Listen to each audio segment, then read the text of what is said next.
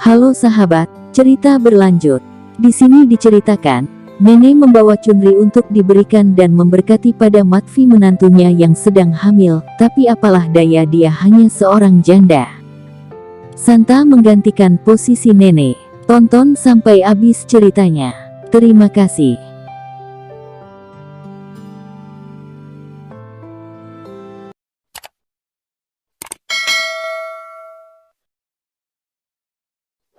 Nenek dengan sedih membawa pergi Chunri dan gelang yang dibelinya dengan wajah sedih.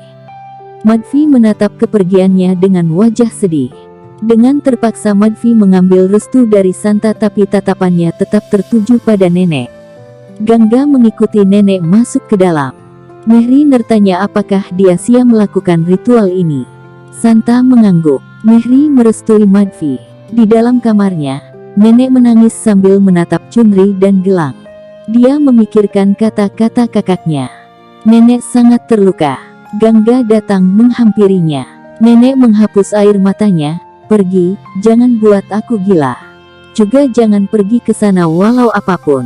Kita tidak layak berada di sekitar Madvi, karena kita janda dan akan membawa sial bagi dia. Kakak memang benar. Gangga dengan sedih pergi dari kamar nenek. Sagar bertanya pada Koki tentang keributan yang terjadi di luar, apakah ada pemujaan.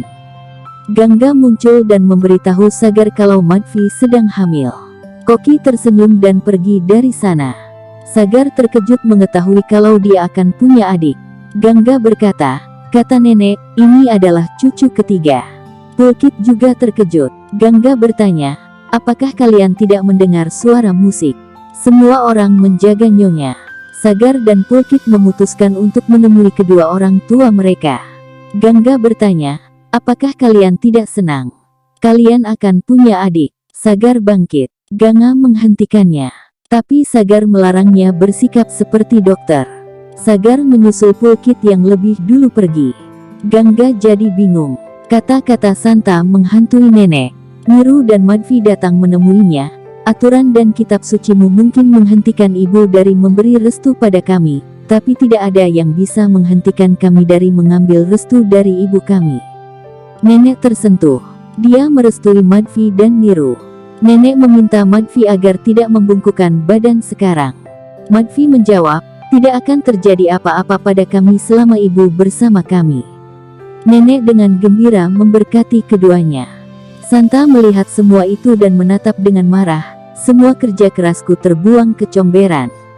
Tidak ada yang memperhatikan Santa. Niru ingin anak perempuan. Mereka berdoa agar diberi anak perempuan. Dulu kami juga ingin anak perempuan, tapi Tuhan lebih mendengar doamu. Niru tersenyum. Sagar mendengar pembicaraan itu. Dia bertanya, apa itu artinya hanya nenek yang bahagia ketika aku lahir? Mereka menyangkal. Sagar sangat marah pada orang tuanya. Papa ingin anak perempuan, bukan aku. Tak seorang pun akan mencintai aku jika ada anak perempuan di rumah ini. Kalian akan melupakan aku.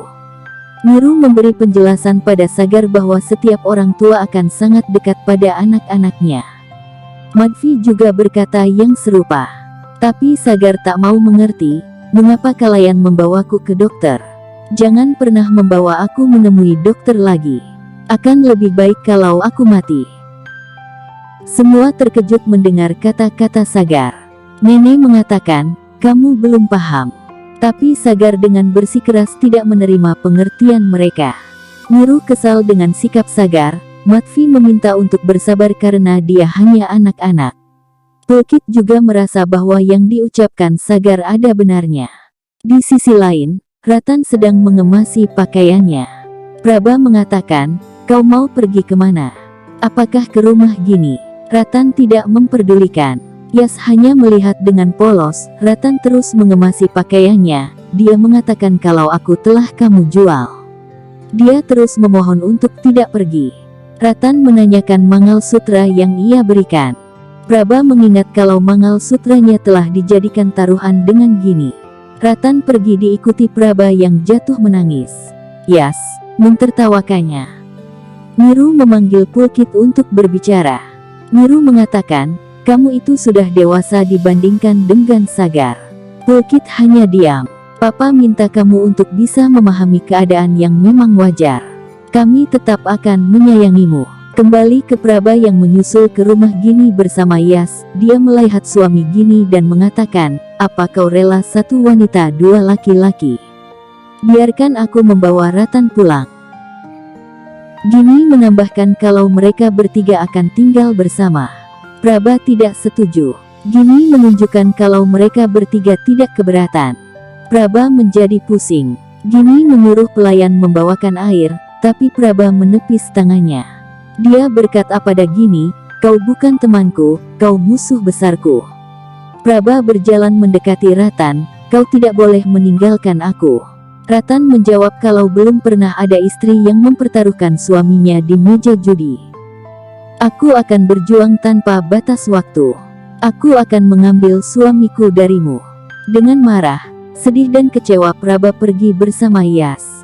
Gini menatap kepergian Praba dengan tatapan prihatin. Dia berkata, kau harus bertarung dengan batinmu yang serakah Praba. Kau harus menang. Jika kau kalah kali ini maka kau tidak akan mendapatkannya kembali seumur hidupmu. Esok paginya, Sagar sudah rapi mengenakan seragam. Dia bermain dengan Jalebi Prasad, aku akan merindukanmu di sekolah. Gangga duduk untuk menyuapi Jalebi Prasad susu. Sagar menawarkan diri untuk melakukan itu. Esok paginya, Sagar sudah rapi mengenakan seragam. Dia bermain dengan Jalebi Prasad, aku akan merindukanmu di sekolah. Gangga duduk untuk menyuapi Jalebi Prasad susu. Sagar menawarkan diri untuk melakukan itu. Gangga melarang, hanya ibu yang tahu bagaimana mengurus anak-anak. Sagar kesal. Dia merebut susu darinya, ayah juga tahu bagaimana melakukannya Gangga.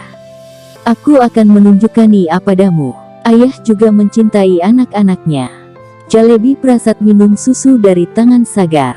Sagar menyuruhnya minum dengan cepat, tunjukkan bahwa ayah juga bisa mengurus anak-anak juga, jangan khawatirkan apapun. Aku akan bersamamu selalu. Gangga menyangkal, dia akan melupakanmu begitu dia menemukan hewan yang lain Jalebi Prasad. Dulu dia melupakan teman lama ketika menemukan teman baru, Sagar menyangkal. Gangga bertanya, bagaimana aku akan percaya padamu? Sagar menjawab, kalau aku adalah Dewa Hanoman, aku akan membuka dadaku untuk menunjukkan padamu betapa aku mencintai Jalebi Prasad. Dia juga anakku, Gangga dengan kalem menjawab, dirinya bukan Hanoman. Bagaimana kamu menunjukkan padanya betapa dia sangat mencintaimu? Sagar jadi berpikir.